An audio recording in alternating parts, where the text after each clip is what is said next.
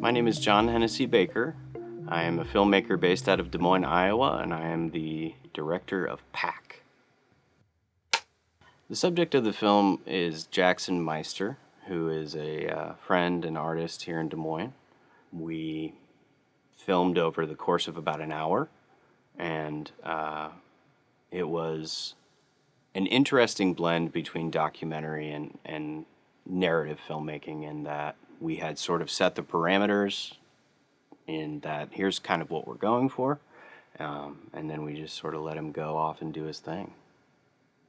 With the editing and with the layering, I wanted to represent the chaos meets the beauty meets the flurry of creativity and what that feels like as an artist. I would consider myself predominantly a sound artist. I compose music for film and television, as well as record on set practically what's happening. Beyond that, I have dabbled in just about every other aspect of filmmaking, whether that be lighting, writing, directing, editing.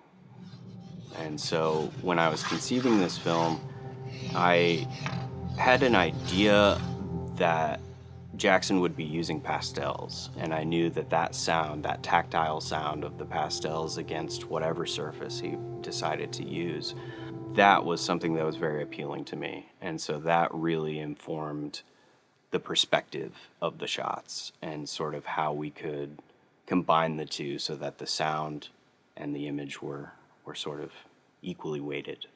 There's something very intriguing to me about the very beginning of the film, the opening shots of the film, which is where I had sat down with Jackson. I said, okay, here's us before the process. Here's us before the creativity.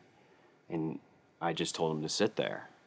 And the brilliance that he brought in that meditative moment of sitting there for anywhere from a minute to two, of just thinking and sipping coffee and just existing, which is incredibly rare.